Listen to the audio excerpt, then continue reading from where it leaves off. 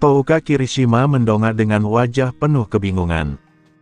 Kesedihannya belum sempat ia cerna sepenuhnya ketika Amaha Byakuya mengeluarkan sebuah jubah hitam dengan motif awan merah menyala. Touka gemetar saat menanyakan apa benda itu. Byakuya menjelaskan bahwa jubah tersebut adalah seragam organisasi yang ia dirikan sendiri, dan jika Touka ingin menyelamatkan sang manajer serta Koma dan Irimi, inilah satu-satunya jalan. Byakuya memahami rasa sakit Touka. Ia mengerti kehampaan saat seseorang ingin melindungi rumah dan keluarganya, tetapi tidak memiliki kekuatan untuk menghentikan takdir yang mendekat. Touka sudah kehilangan ayah dan kakaknya, dan Byakuya tidak akan membiarkannya kehilangan orang-orang Anteiku juga. Ia bersedia membiarkan Touka bertindak nekat kali ini, karena jika Touka bergerak sendirian, itu sama saja dengan bunuh diri. Namun, dengan dukungan Akatsuki, segalanya menjadi berbeda. Touka tertegun mendengar bahwa organisasi itu didirikan oleh Byakuya sendiri. Ia tahu Byakuya adalah penyelidik CCG, sehingga tidak masuk akal baginya mengapa ia membutuhkan organisasi pribadi, apalagi jika itu berarti menentang CCG. Byakuya menjawab bahwa Rize, Tsukiyama, dan Sachi dari Distrik 6 sudah menjadi anggota. Dengan 3 petarung berperingkat SS, kekuatan mereka dinilai cukup. Byakuya juga telah menghubungi Kamishiro Matasaka, yang menyetujui untuk membantu. Sachi adalah sosok yang akan melakukan apapun demi perempuan yang ia anggap sebagai anaknya, sehingga Byakuya sepenuhnya mempercayainya.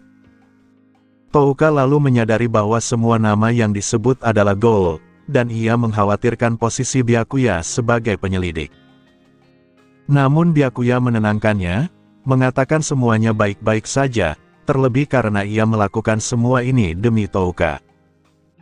Ucapannya membuat wajah Touka memerah, meski ia segera menenangkan diri karena situasi tidak memungkinkan untuk memikirkan hal lain. Touka akhirnya menyatakan kesediaannya ikut serta dan meminta penjelasan rencana. Ia tidak ingin membuang waktu sedikit pun jika ada cara untuk menyelamatkan Yoshimura, Koma, dan Irimi. Ia mengikuti Byakuya kembali ke rumahnya. Meski ini adalah pertama kalinya ia memasuki rumah seorang pria, pikirannya terlalu dipenuhi krisis yang akan datang untuk merasa canggung. Sebagian besar anggota Akatsuki sudah berkumpul, kecuali Sachi yang masih dalam perjalanan dari Distrik 6. Tsukiyamasu menyambut Touka dan menyadari situasinya dengan cepat. Ia menjelaskan bahwa Byakuya telah memberi pengarahan tentang keadaan Anteiku dan tujuan mereka. Touka kemudian menyadari bahwa Kurona, Nashiro, Tsukiyama, dan bahkan Byakuya sendiri akan berada di garis depan sebagai bagian dari pasukan CCG. Byakuya menegaskan bahwa hal itu tidak akan mengganggu rencana dan menjelaskan detail operasi kepada Touka. Meski memahami rencana tersebut, Touka tetap khawatir akan keselamatan Byakuya. Namun Byakuya meyakinkannya dengan keyakinan penuh bahwa semuanya akan baik-baik saja. Kecemasan Touka sedikit mereda. Ia mengenakan jubah awan merah itu, yang terasa pas di tubuhnya, dan ia merasakan dorongan kekuatan yang aneh namun nyata. Ia mengucapkan terima kasih kepada semua orang yang hadir. Rize dengan santai mengatakan bahwa Touka seharusnya berterima kasih pada Byakuya, karena ia sendiri tidak peduli apakah orang-orang Anteiku hidup atau mati. Touka tidak menanggapi perkataan itu dan justru menoleh pada Byakuya, berterima kasih sekali lagi sambil memintanya untuk tetap hidup. Byakuya pun berjanji. Di tempat lain, Shinohara Yukinori menerima perintah resmi dari markas CCG. Ia memberitahu Suzuya Juzu bahwa mereka dipilih untuk operasi besar dengan target Goal berperingkat SSS yang dikenal sebagai All. Saat Suzuya bertanya apakah target itu kuat, Shinohara menjawab bahwa kemungkinan mereka tidak akan kembali hidup sangat besar. Suzuya justru menanggapinya dengan nada ringan, menganggapnya terdengar menyenangkan. Shinohara memperingatkan bahwa jika Suzuya mati, ia akan sangat terpukul, begitu pula Byakuya. Suzuya terdiam lama sebelum mengatakan bahwa jika ia mati, maka itu tidak masalah. Shinohara hanya bisa menghela napas, menyadari bahwa kata-katanya tetap tidak mampu menjangkau Suzuya. Sebagian besar penyelidik Associate Special Class telah dipanggil untuk penggerebekan tersebut. Houji Kousuke termasuk di dalamnya, bersama bawahannya, Takizawa Seido, yang juga diperintahkan maju ke garis depan. Dengan itu, roda operasi penumpasan OL akhirnya benar-benar mulai bergerak. Yamaha Byakuya memiliki 520 integration points tersisa, dengan total akumulasi mencapai 4.100. Progres integrasinya telah naik ke level 4, dan Mangekyo Sharingan miliknya akhirnya berevolusi menjadi Eternal Mangekyo Sharingan, memberinya serangkaian kemampuan baru yang melampaui batas kekuatannya sebelumnya.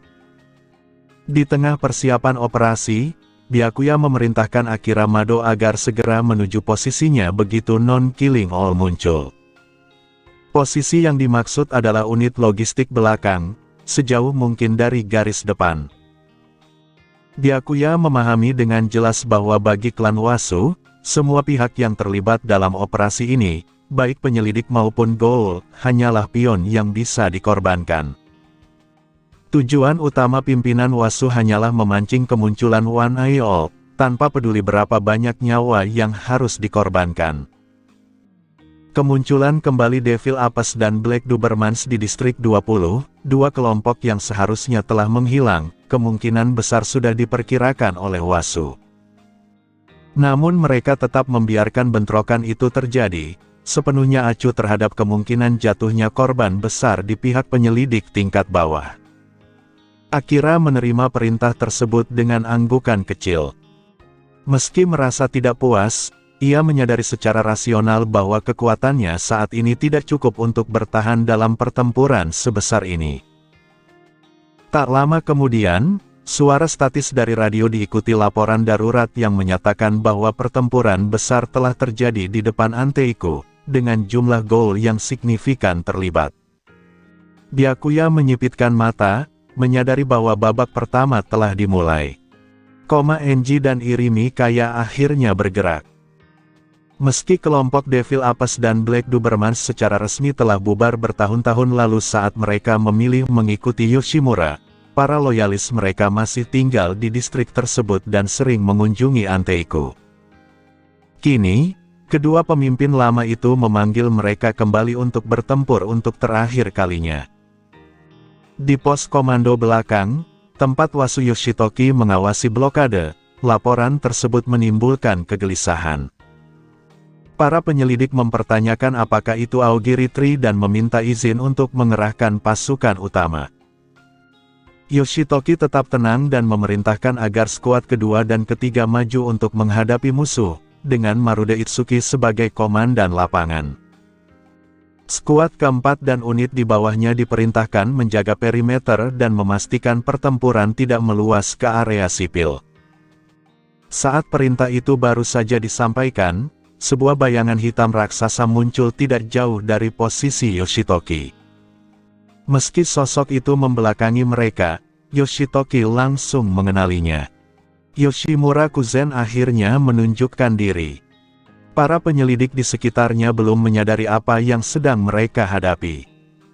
Yoshimura berbicara tentang dosa keberadaan dan siklus perampasan yang melekat pada kehidupan, mengakui kejahatan dalam dirinya sekaligus dalam diri semua yang hadir. Tubuhnya berubah, membesar, dan dilapisi oleh zirah Kakuja yang terbentuk sempurna. Sesrated Kakuja, non-killing all.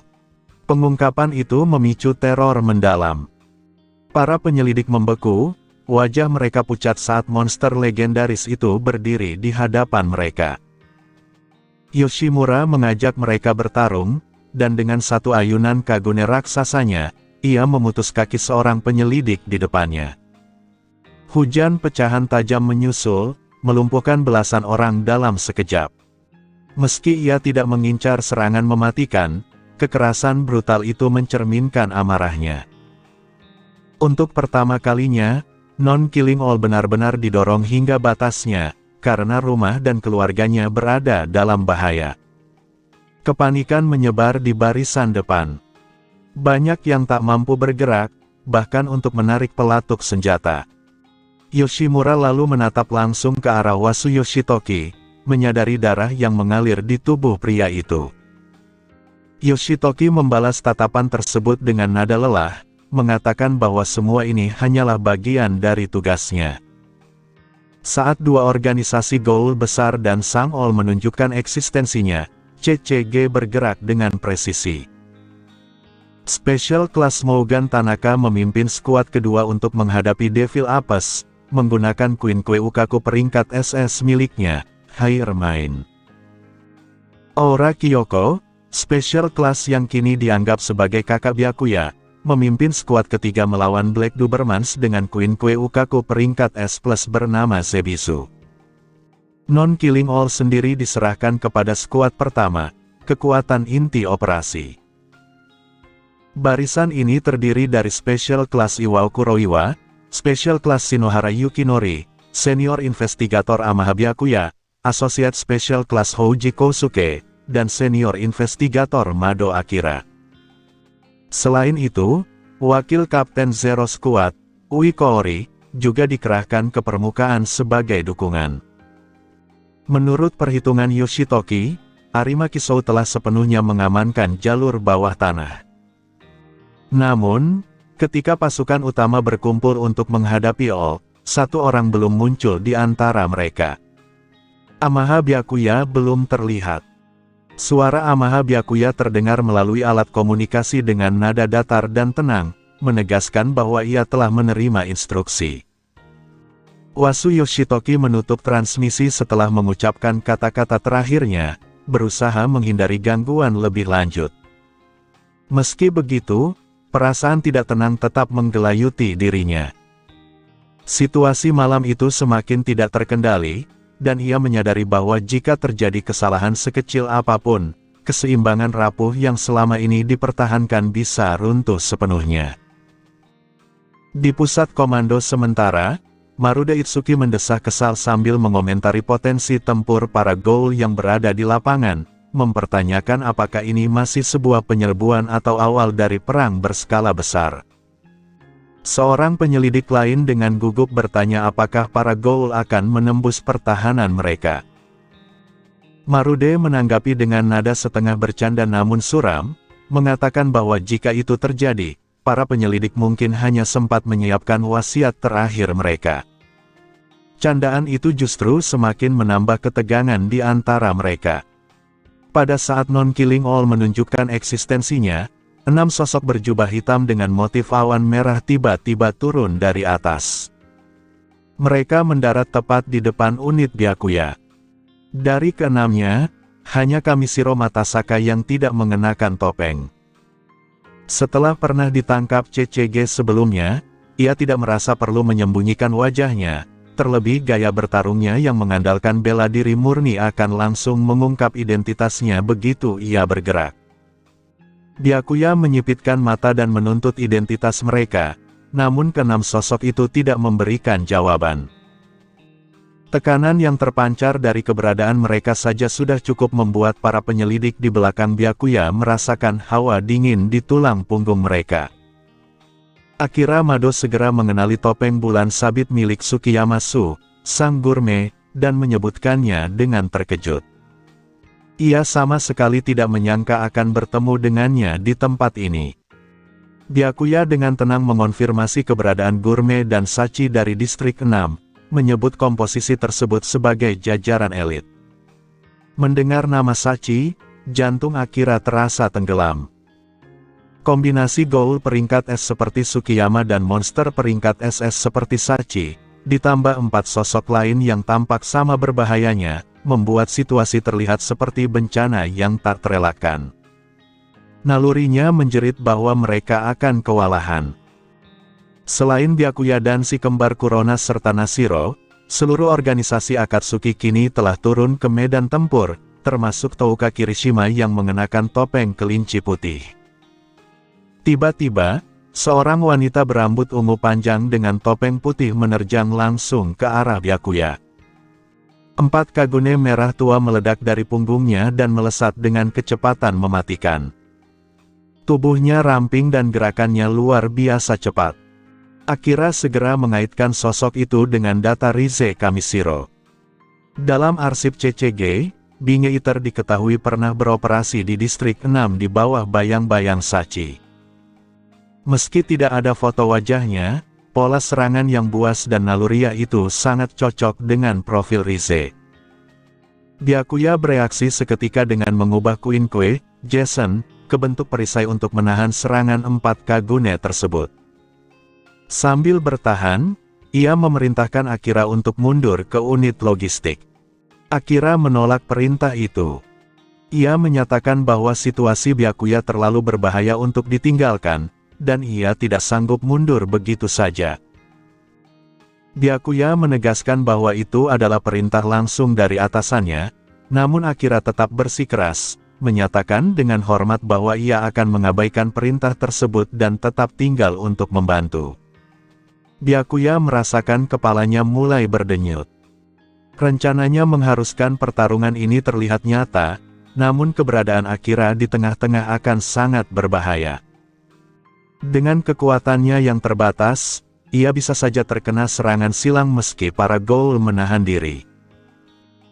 Byakuya menginginkan 0 korban di pihaknya malam itu, sementara di sisi lain, pertumpahan darah terjadi di mana-mana, kecuali pada Yoshimura yang seolah memang mengharapkan kematian sebagai penebusan.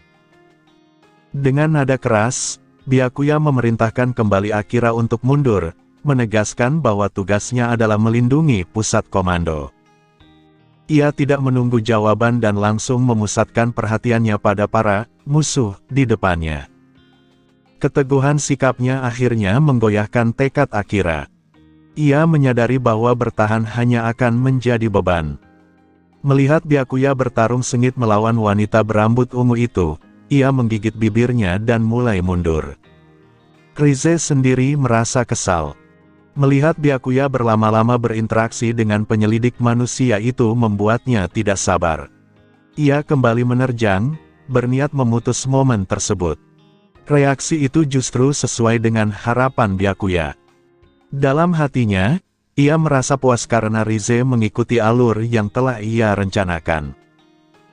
Ia telah memperingatkan mereka agar tidak terlalu jelas menahan diri, agar Wasu tidak mencurigai sandiwara ini. Tsukiyama dan anggota Akatsuki lainnya pun melancarkan serangan sesuai skenario. Hanya Sachi yang mengabaikan Byakuya sepenuhnya. Ia menerjang langsung ke arah para penyelidik dan penjaga tingkat bawah. Dengan tangan kosong, ia menghancurkan senjata api mereka seakan terbuat dari kaca. Sambil meraung marah, ia mengusir para penyelidik yang ketakutan, menyebut mereka sampah tak berguna dan memerintahkan mereka untuk menyingkir dari hadapannya. Para penyelidik di garis belakang menyaksikan Amaha Byakuya menahan serangan beberapa Ghoul kuat sendirian. Di hadapan mereka, Byakuya menghadapi sejumlah Ghoul yang setidaknya berperingkat S, termasuk Sachi yang berada di level SS, namun tetap mampu menahan semuanya tanpa mundur. Pemandangan itu menimbulkan rasa kagum dan kelegaan sementara di antara para penyelidik. Mereka menyadari bahwa beruntung sektor ini dijaga oleh Byakuya. Jika bukan dia, bahkan seorang special class sekalipun, kecuali Arima, belum tentu masih bisa berdiri. Bagi sebagian dari mereka, inilah pertama kalinya melihat Byakuya bertarung dengan kekuatan penuh. Namun rasa lega itu tidak bertahan lama. Kagune Rize tiba-tiba membesar secara tidak wajar, lalu dalam hitungan detik, jaringan daging menyerupai zirah menyelimuti seluruh tubuhnya. Ia memasuki wujud Kakuja sempurna, bukan bentuk cacat atau setengah jadi. Ini merupakan karakteristik khusus garis keturunan Wasu. Meski Rize hanya memiliki satu Kakuhou dan tidak pernah melakukan kanibalisme, ia adalah Kakuja alami sejak lahir. Karena tidak memiliki banyak Kakuhou, wujud Kakuja Rize tidak menjelma menjadi raksasa seperti All. Sebaliknya, ia membentuk lapisan organik berwarna merah gelap yang ramping dan menempel erat pada tubuhnya seperti kulit kedua. Walau tidak sekuat Non-Killing All yang berperingkat SSS, transformasi ini mendorong kekuatannya dari tingkat S+ menjadi SS tingkat tinggi. Kemunculan Kakuja itu langsung memicu kepanikan. Para penyelidik terkejut karena sebelumnya mereka mengira hanya All yang merupakan Kakuja dalam operasi ini. Ketakutan kembali menyebar, disertai pertanyaan apakah Byakuya mampu menghadapi Kakuja seorang diri. Akira Mado segera mengambil alih situasi dan memerintahkan agar kemunculan Kakuja yang diduga sebagai Binge Eater dilaporkan kepada Direktur Wasu secepatnya. Seorang bawahan segera menghubungi pusat komando, namun dalam kepanikan, ia melaporkan informasi itu tanpa kata, diduga, membuat ancaman terdengar jauh lebih pasti. Tak lama kemudian, Byakuya menerima perintah langsung dari Yoshitoki untuk menahan posisi dengan segala cara. Byakuya menerima perintah itu tanpa ragu. Segalanya berjalan sesuai dengan rencananya, karena transformasi Rize memang sudah diperhitungkan sebelumnya. Ketika Akira menanyakan apakah bantuan Special Class akan dikirim, petugas komunikasi menjawab dengan suara tertahan bahwa tidak ada bala bantuan. Perintah direktur adalah agar Byakuya menahan mereka di tempat itu. Akira segera memahami maknanya, Byakuya sengaja dikorbankan. Wajah Akira memucat. Secara taktis, ia mengerti keputusan tersebut. Jika Byakuya gagal, seluruh operasi penumpasan All bisa runtuh. Direktur memilih pengorbanan satu nyawa demi kemenangan mutlak.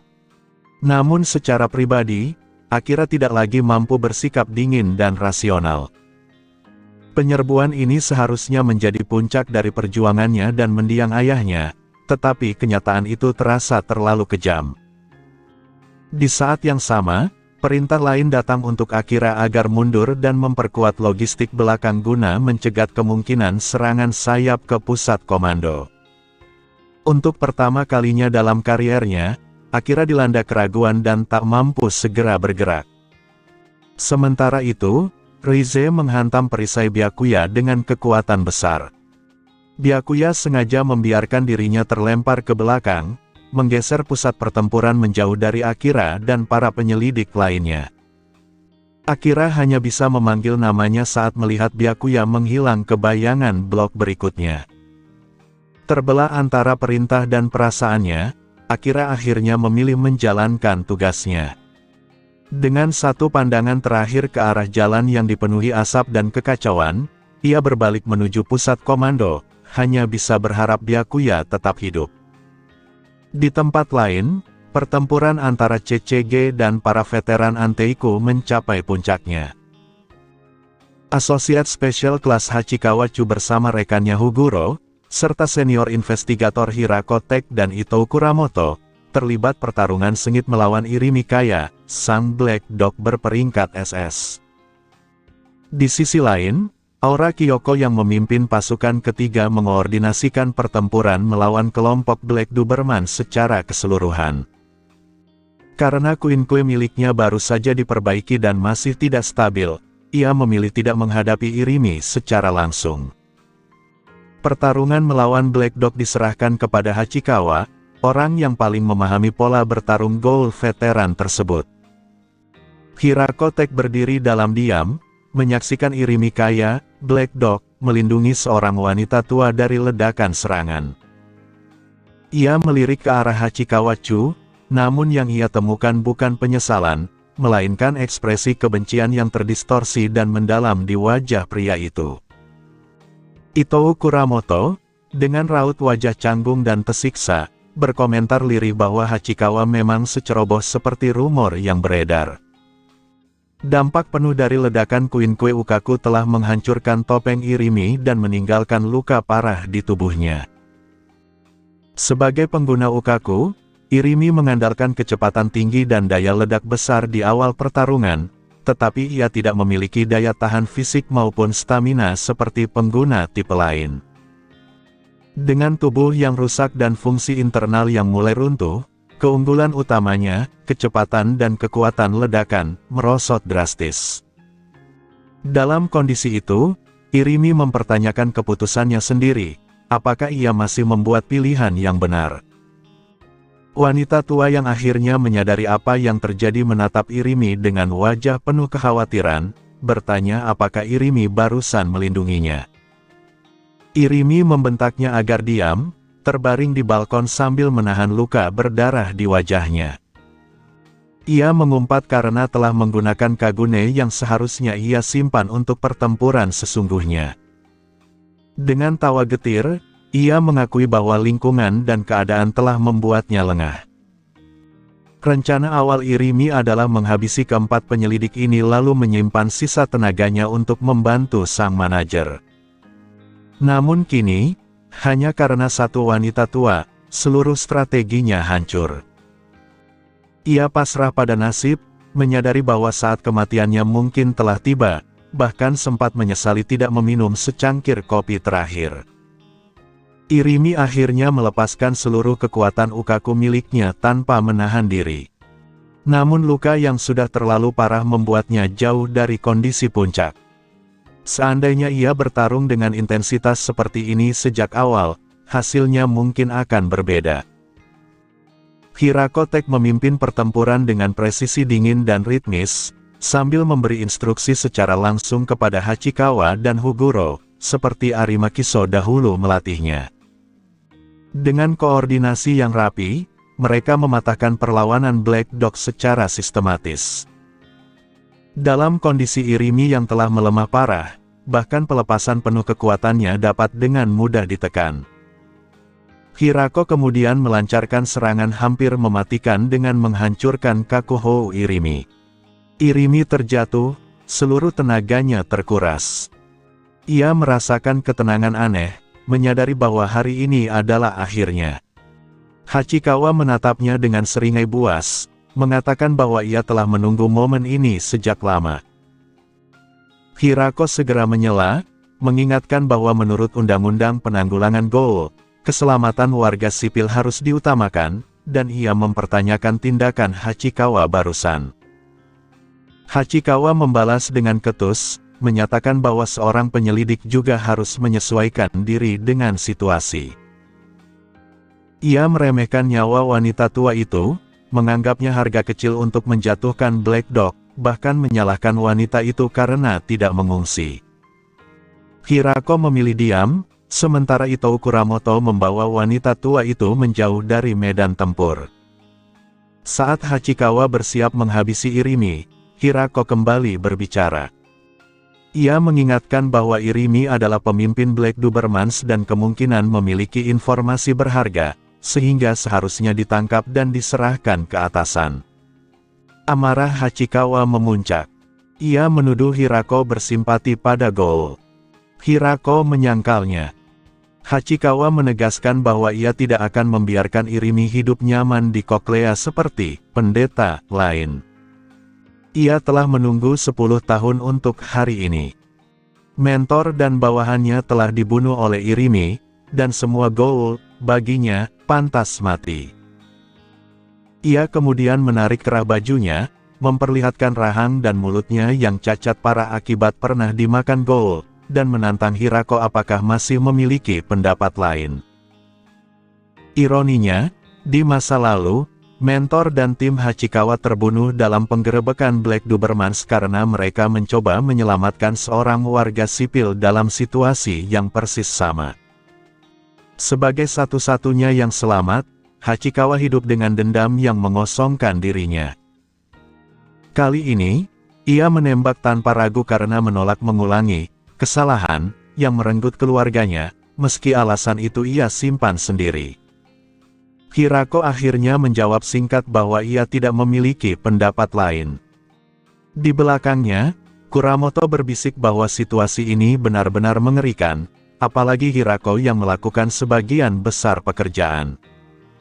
Hachikawa mencibir, menyebut bahwa seekor anjing pantas mati di selokan. Dengan kuin-kue yang bergetar, ia membidik Irimi dari jarak dekat dan mengucapkan salam perpisahan, bersiap mengakhiri hidup Black Dog. Amaha Byakuya berbicara langsung tanpa menyamarkan suaranya saat berhadapan dengan Irimi Kaya.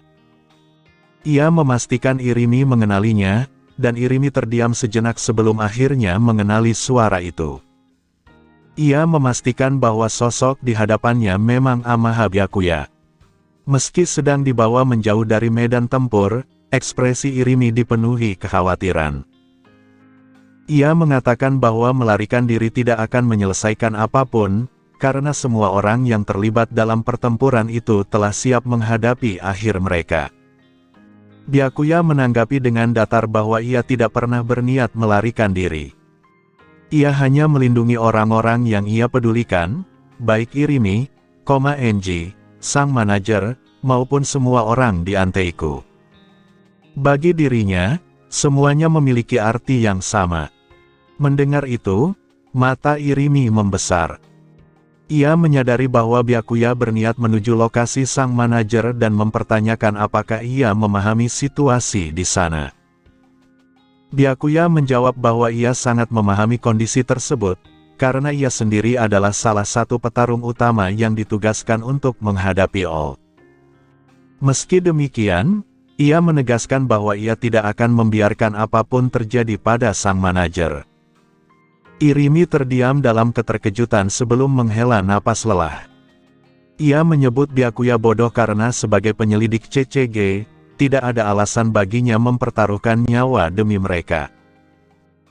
Dalam hatinya, Irimi bahkan menyadari bahwa Byakuya tampak seperti seorang ghoul, namun ia tidak memahami bagaimana ia bisa berjalan di dua dunia sekaligus, dan memilih tidak mempertanyakannya saat itu. Byakuya kemudian mengatakan bahwa alasannya sederhana, ia telah menyayangi semua orang di Anteiku. Ia bertanya apakah alasan itu cukup. Irimi tertawa kecil dengan perasaan lega dan mengakui bahwa Byakuya memang sosok yang luar biasa. Byakuya memotong percakapan, mengatakan bahwa pembicaraan bisa dilanjutkan nanti, lalu menyatakan bahwa ia akan membawa Irimi ke tempat aman. Sambil melompat dari atap ke atap dengan Irimi dalam gendongannya, ia menambahkan bahwa Enji juga telah diselamatkan. Irimi terkejut dan bertanya apakah ada orang lain yang menyelamatkan Byakuya hanya menjawab singkat. Irimi kemudian menunjuk sebuah gedung tinggi yang aman dari keberadaan penyelidik. Di lokasi itu, masih terdapat beberapa anggota Black Dobermans yang tersisa. Byakuya mendarat di atap gedung dan meletakkan Irimi dengan hati-hati. Byakuya menyatakan bahwa ia harus segera menuju lokasi sang manajer. Ia mengatakan bahwa akan ada dirinya yang lain, yang tinggal untuk mengawal Irimi. Irimi kebingungan dengan pernyataan itu, namun Byakuya menjelaskan bahwa sosok tersebut sudah ada. Saat itu juga, sebuah figur kedua muncul di sampingnya, salinan sempurna dari dirinya, lengkap dengan Eternal Mangekyo saringan yang berputar di matanya. Sosok itu adalah Wood Clone miliknya, klon yang jauh lebih unggul daripada Shadow Clone biasa dan tidak dapat dibedakan dari tubuh asli melalui pemeriksaan fisik. Setiap Wood Clone memiliki sekitar setengah dari kekuatan Byakuya, mampu menggunakan ninjutsu dan bahkan memanifestasikan Susanoo hingga tahap ketiga. Meski tidak bisa mencapai bentuk sempurna, kekuatan tersebut sudah lebih dari cukup untuk mendominasi medan tempur ini. Irimi menyadari bahwa Byakuya memiliki kemampuan duplikasi. Walau kemampuan semacam itu pernah ada, seperti Priest berperingkat SS, skala kekuatan Byakuya tetap membuatnya kagum. Salah satu anggota Black Dobermans menyarankan agar mereka menggunakan rute V14 untuk mundur, karena meskipun CCG mengetahui jalurnya, mereka tidak akan mampu mengejar. Irimi menyetujui rencana tersebut dan menyatakan akan berkumpul kembali di sana.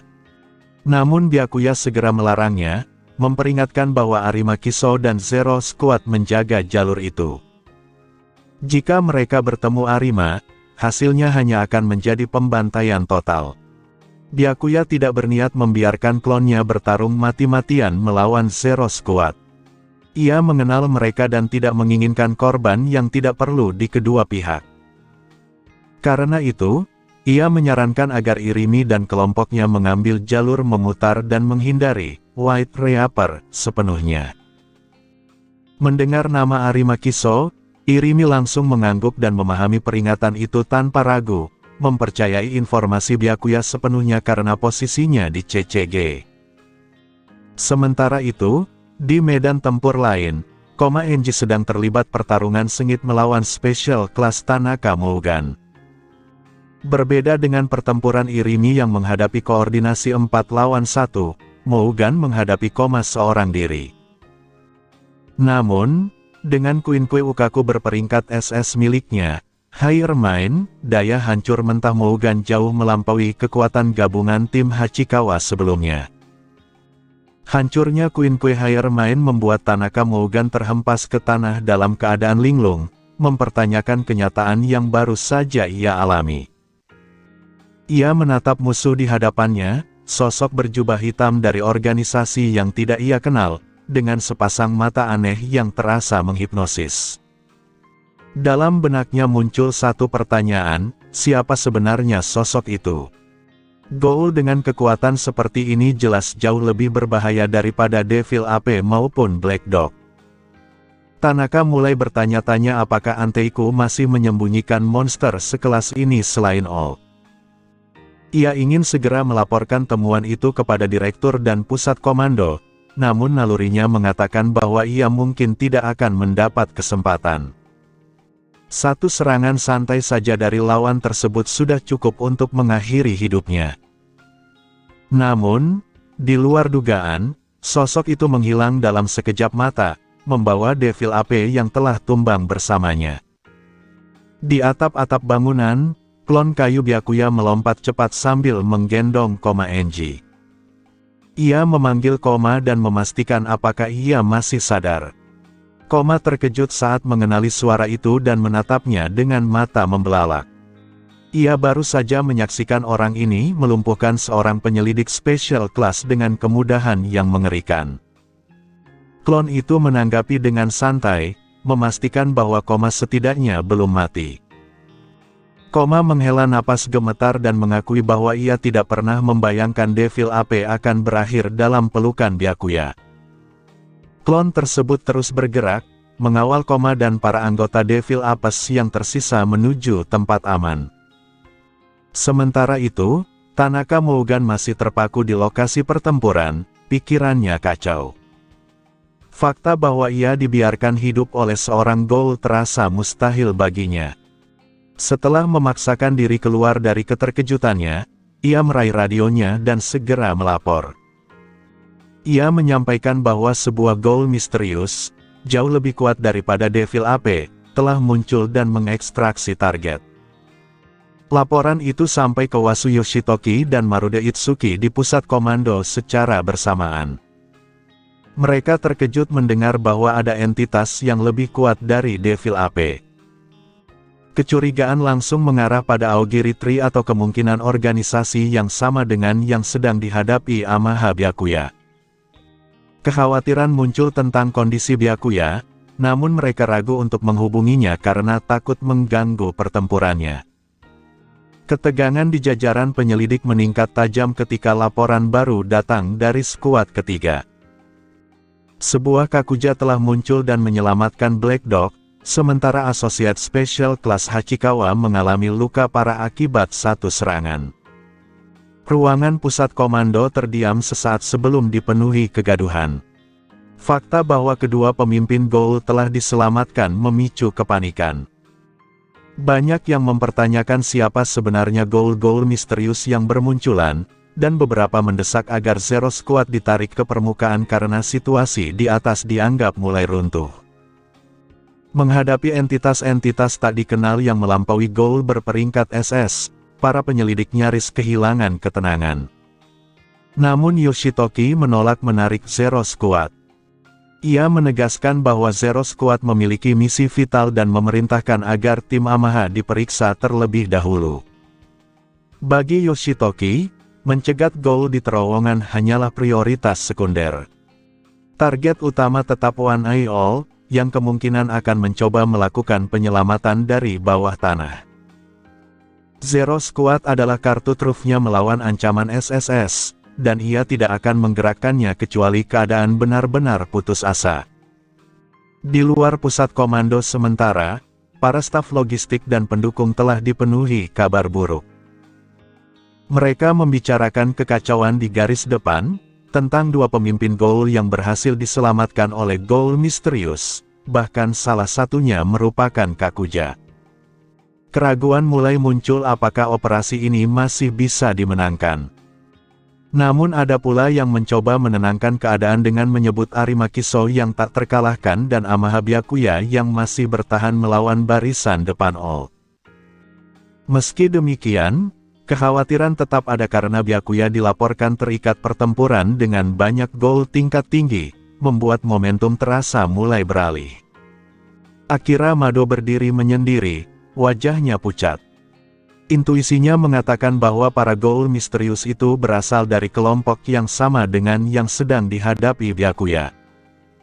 Ia tidak mengetahui kondisi Byakuya saat ini, dan ketidakpastian itu membuatnya diliputi rasa takut. Tanpa sepengetahuan sebagian besar staf, Yoshitoki akhirnya menerima balasan singkat dari Byakuya.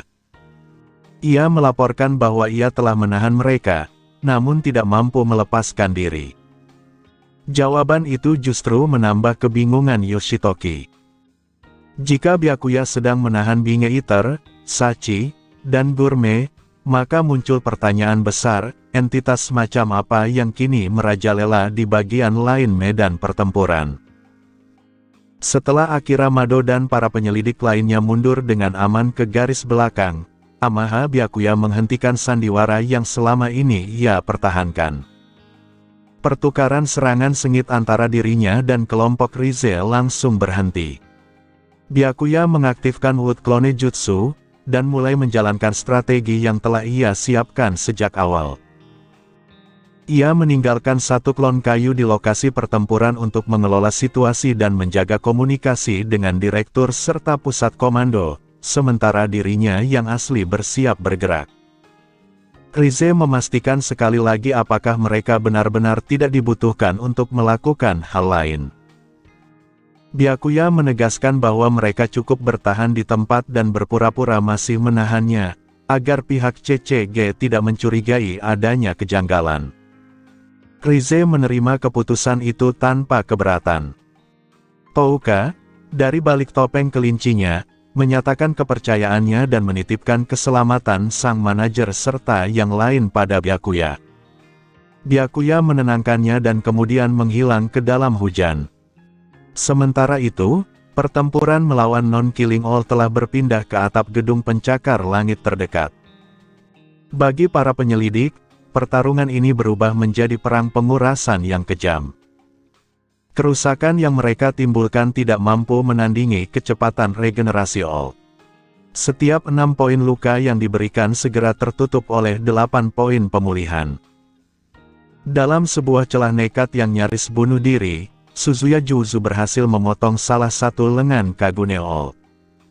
Namun, tindakan itu membuatnya sepenuhnya terbuka. Yoshimura Kuzen menilai serangan itu terlalu ceroboh.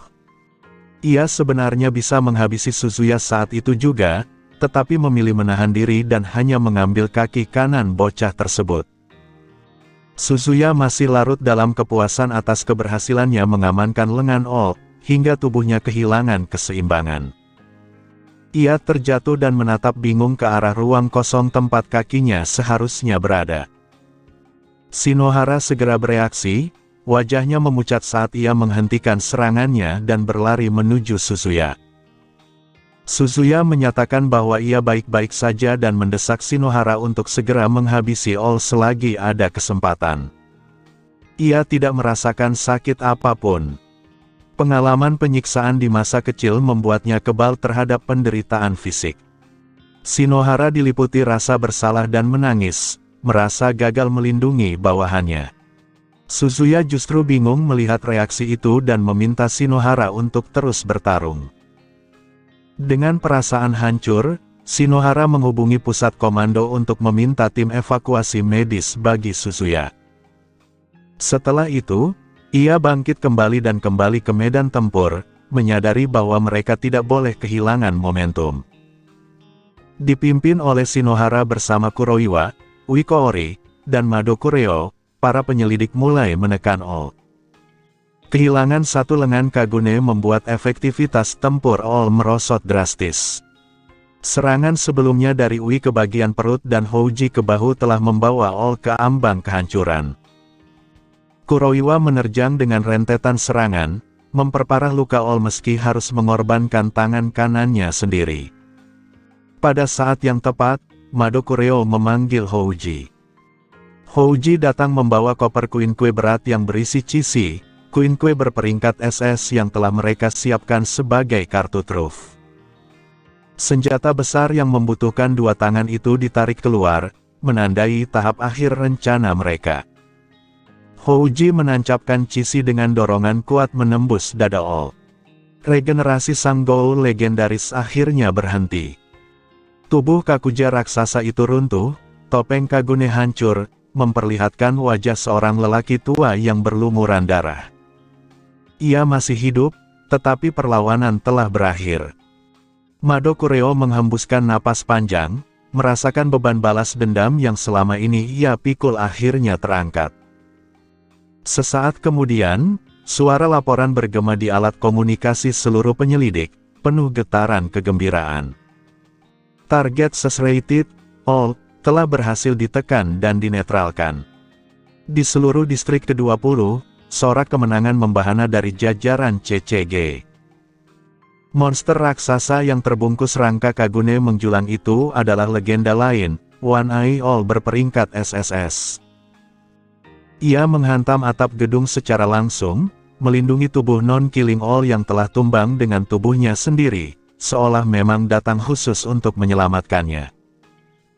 Sebelum Shinohara dan yang lain sempat bereaksi, sebuah lengan Kagune raksasa, jauh lebih tebal dibanding milik sang manajer, menyapu atap dalam ayunan mematikan. Ui Koori bereaksi paling cepat. Ia memiringkan tubuhnya ke belakang, nyaris tak cukup untuk menghindari tebasan yang anginnya saja sudah terasa mematikan. Jika ia terlambat sesaat saja, kepalanya akan terpenggal. Penyelidik lain tidak seberuntung itu. Houji Kousuke terpukul seperti boneka, terlempar menghantam dinding beton bersama Quinque SS Rated miliknya, Cici. Darah muncrat dari mulutnya, dan kemampuan tempurnya langsung lumpuh oleh satu serangan. Kuroiwa Iwao terhempas keluar dari atap, jatuh bersama puing Quinque-nya yang hancur.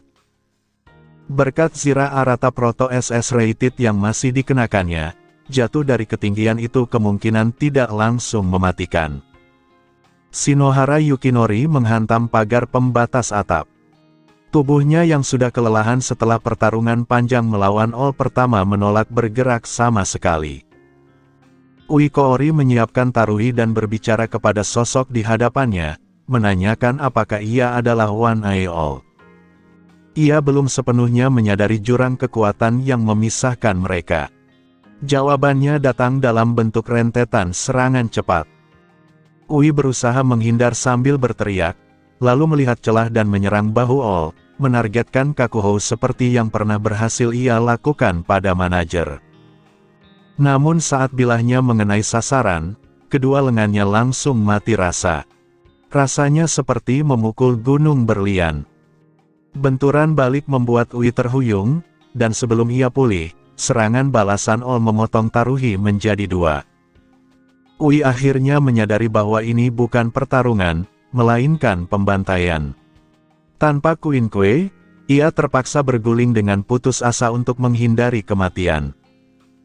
Ia meraih Cici milik Houji dan mengangkatnya, meski senjata berat itu sama sekali tidak cocok dengan gaya bertarungnya. Dengan keringat dingin mengalir, Ui menghubungi pusat komando dan meminta Arima serta Amaha segera dikirim. Ia mengakui bahwa ia tidak memiliki keberanian untuk menghadapi makhluk itu sendirian. Kemunculan All kedua langsung membungkam sorak kemenangan para penyelidik di bawah. Mereka terpaku menyaksikan siluet Kuroiwa yang jatuh dari gedung. Takizawa Seido mendekati Akira Mado, mengingatkan bahwa Amaha Byakuya masih tertahan oleh Ghoul Elite dan menyatakan niatnya untuk mencarinya. Akira, yang sejak awal gelisah, memutuskan ikut bersamanya karena pusat komando sementara aman. Di pusat komando, Wasu Yoshitoki menatap monitor dengan kebingungan. Jalur masuk All tidak terdeteksi, dan berdasarkan peta, kehadirannya di atap itu seharusnya mustahil kecuali melalui rute V14 atau dengan menerobos blokade permukaan. Situasi semakin lepas kendali. Yoshitoki pun memerintahkan Arima dan Zero Squad untuk segera memperkuat atap. Kembali di atap, Uikoori terus terdesak. Cisi terlalu berat dan bahkan ketajaman SS Rated-nya tidak mampu melukai tubuh All. Ia dipermainkan tanpa ampun. One Eye All tertawa nyaring dengan suara melengking. Sebuah pukulan berat menghantam dada Ui dan melemparkannya ke pagar pembatas. Ia terjatuh, kehabisan tenaga.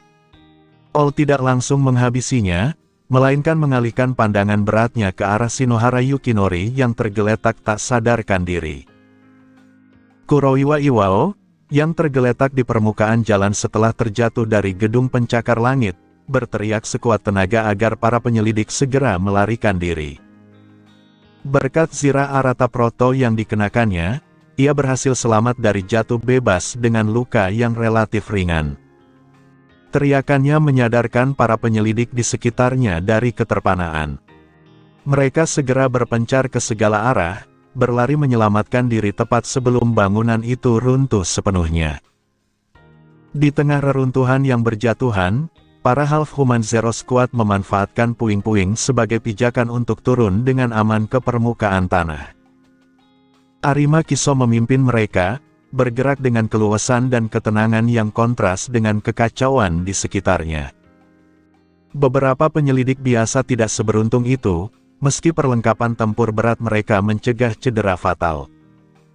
Dalam kekacauan tersebut, sesosok figur mengamankan Yoshimura Kuzen, sang manajer. Sosok itu adalah Wood Clone milik Amaha Byakuya, yang ditugaskan khusus untuk mengevakuasinya dari zona bahaya. Entitas yang sedang memanifestasikan Susanoo di medan tempur juga merupakan sebuah klon. Tubuh asli Byakuya tengah sibuk di tempat lain akibat komplikasi kecil. Meski begitu, Wood Clone ini, yang mampu memunculkan Susanoo hingga tahap ketiga, lebih dari cukup untuk mendominasi situasi. Yoshimura tetap sadar. Sebagai Ghoul berperingkat SSS, daya hidupnya sangat besar meski ia tidak lagi mampu bertarung. Ia menatap sosok di hadapannya dengan kebingungan, tidak langsung mengenali Byakuya dalam wujud tersebut. Ketika Byakuya memperkenalkan diri dan menyatakan datang untuk mengevakuasinya, Yoshimura terkejut. Pandangannya beralih ke sosok raksasa bersirah yang telah membelah gedung, menyadari bahwa itu juga merupakan manifestasi kekuatan Byakuya. Byakuya menyatakan bahwa mereka akan berbicara nanti dan bahwa ia akan membawa Yoshimura ke Irimi dan Koma. Ia memahami bahwa CCG telah memblokade seluruh distrik 20, dengan semua jalur keluar ditutup. Rute V14, satu-satunya jalur yang memungkinkan, sebelumnya dijaga oleh Arima. Untuk mengevakuasi para penyintas, diperlukan seseorang yang menembus perimeter permukaan, dan Byakuya telah menugaskan klon lain untuk melakukan hal itu dengan cara yang langsung dan brutal. Tak jauh dari sana, One Eye All mendarat. Jatuh dari ketinggian seperti itu tidak berarti apa-apa baginya, namun ekspresinya menunjukkan kebingungan total. Rencananya hancur sepenuhnya. Ia mengenali Byakuya, tetapi tidak dapat memahami wujud, Kakuja, raksasa itu atau alasan intervensinya. Saat ia menyadari Yoshimura telah dibawa pergi, barulah ia mengerti tujuan Byakuya. Arima Kiso berdiri diam, menatap Susanoo. Ia mengingat penjelasan Eto sebelumnya tentang sifat, setengah Ghoul, Byakuya dan kemampuannya yang tidak lazim, sehingga ia dapat menebak identitas sosok itu. Namun, kekuatan yang ditampilkan melampaui segala perkiraannya. Mereka telah bersiap untuk kemungkinan Byakuya ikut campur, tetapi tidak pernah membayangkan ia memiliki kekuatan sebesar ini. Satu tebasan yang mampu meratakan gedung bukan sekadar kekuatan fisik, melainkan daya yang melampaui hukum dunia mereka. Eto tertegun, dan bahkan Arima tidak segera tahu bagaimana harus bertindak. Laporan darurat masuk ke pusat komando, menyebutkan kemunculan entitas raksasa setinggi puluhan meter yang tampak seperti Kakuja di lokasi One Eye All. Ruangan pusat komando langsung diliputi keheningan mematikan. Para penyelidik, termasuk wakil komandan Marude, terdiam tak bereaksi. Kakuja setinggi puluhan meter dengan satu bilah yang mampu merobohkan gedung adalah ancaman yang tak pernah mereka bayangkan. Ketika seorang penyelidik bertanya dengan suara gemetar tentang langkah selanjutnya, Wasu Yoshitoki tidak mampu menjawab. Realitasnya runtuh. Sejak kemunculan raksasa itu, ia menyadari bahwa operasi ini telah gagal total. Ia tidak dapat memahami dari mana asal para ghoul misterius ini, terlebih ketika garis keturunan Wasu, yang dianggap puncak evolusi ghoul, tampak tak berarti di hadapan kekuatan tersebut. Sementara Eto masih terpaku dalam kebingungan, perasaan bahaya yang luar biasa menyergapnya. Ia mendongak tepat saat sebuah bilah raksasa berwarna biru tua meluncur turun ke arahnya. Ia berusaha menghindar, pikirannya berpacu, mempertanyakan keseriusan lawannya. Namun sebelum sempat menenangkan diri, sebuah tangan biru raksasa menerobos dinding di dekatnya, diselimuti debu dan puing runtuhan. Terhalang asap, Eto gagal bereaksi tepat waktu, dan tangan itu menangkapnya. Byakuya mengendalikan lengan Susanoo, mengangkat One Eye All ke udara. Dalam genggaman raksasa itu, monster berperingkat SSS tersebut tampak kecil dan tak berdaya, seperti seekor burung mungil. Byakuya kemudian menantangnya dengan satu kalimat singkat.